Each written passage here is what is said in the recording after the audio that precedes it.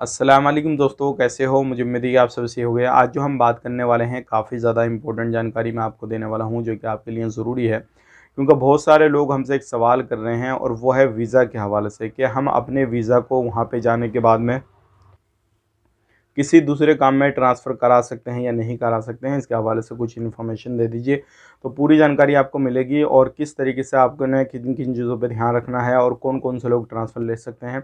Channel को पहली बार देख रहे हैं, सब्सक्राइब कर लें और साथ ही साथ बेल आइकन ज़रूर प्रेस कर दें। सबसे पहले मैं आपको बताना चाहूँगा, अगर आप चाहते हैं कि आप वहाँ पे जाएँ और जाने के बाद में तुरंत अपने वीज़ा को ट्रांसफ़र कर लें, तो ये बिल्कुल भी नहीं होने वाला है। क्योंकि चाहे आप कंपनी में काम कर रहे हों, किसी भी के पास में जा रहे हों, कुछ भी इस तरीके से काम-काज कर रहे हों, अगर ख़ास करके आप सऊदी अरब के अंदर जा रहे हैं, तो ये चीज़ पॉसिबल नहीं है। आपने कम से कम 1 साल तक वहाँ पे काम करना रहेगा और 1 साल के बाद में भी जब आपकी कंपनी चाहेगी, आपका कफ़ील चाहेगा किसी भी तरीके से, तो ही आपका वीज़ा ट्रांसफ़र हो सकता है। आपको जो है दूसरी जगह काम करने की या फिर दूसरी जगह पे आपका वीज़ा लगा दिया जा सकता है, लेकिन उससे पहले नहीं, क्योंकि बहुत सारे रूल रेगुलेशन हैं, तो उनको सबको ध्यान में आपको रखते हुए अपने वीज़ा को ट्रांसफ़र लेना है।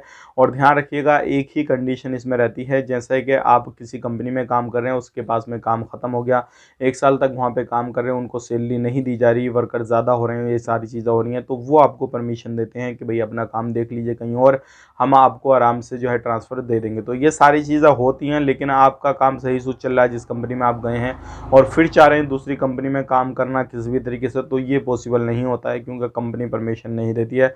अगर आप किसी भी तरीके से आप चाहते हैं कि दूसरी जगह हम काम करें, तो उसके लिए कुछ ना कुछ ऐसे सबूत आपको इकट्ठे करने पड़ते हैं, जिससे लेबर कोर्ट आप जाएँ या एम्बेसी जाएँ, कहीं पर भी जाएँ, तो आपने बताना पड़ता है ये फैसिलिटीज़ मुझे बोली गई थी वो नहीं मिल रही हैं, वो सारी चीज़ें कुछ ना कुछ आपको अदर बेनिफिट दिखाने होते हैं, जो चीज़ें दिखाएँगे आप उसी के हिसाब से ट्रांसफ़र मिलेगा। लेकिन अगर आप चाह रहे हैं कि कफ़ील के पास से दूसरे कफ़ील के पास चले जाएँ, तो भी पॉसिबल नहीं है जब तक वो नहीं चाहेगा। दोनों की रज़ामंदी होनी चाहिए, जिसके पास जा रहे हैं उसकी भी और जिसके पास से जा रहे हैं उसकी भी रज़ामंदी होनी चाहिए, तभी ये काम आप पॉसिबल कर सकते हैं, अदरवाइज़ नहीं कर पाएँगे। अगर आप जाते ही सोच रहे हैं 2-3 महीने में ट्रांसफ़र ले लें, हम दूसरी जगह जाके काम कर लेंगे लीगल तरीके से, तो ये बिल्कुल नहीं होगा, नामुमकिन वाली बात है।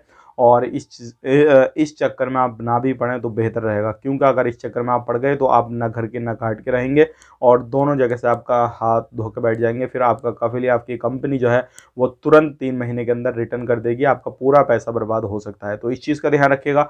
मेरा काम था आप लोगों तक इन्फॉर्मेशन पहुंचाना, सही जानकारी पहुंचाना, ताकि आप उसको फॉलो करें। और अगर आप 1-2 लाख रुपए लगा के, 50,000 रुपये लगा के कहीं पर भी किसी कंट्री में जा रहे हैं, तो आप आराम से पैसे को डबल में ट्रिपल में कन्वर्ट करें और अच्छा पैसा कमा के अपने देश लौटें। वीडियो अच्छा लगा लाइक करें, शेयर करें। बाकी आप अपना ख्याल रखें, अपनी फैमिली वालों ख्याल रखें। Take care, bye bye. और कमेंट में अपनी राय बताएं वीडियो कैसा लगा।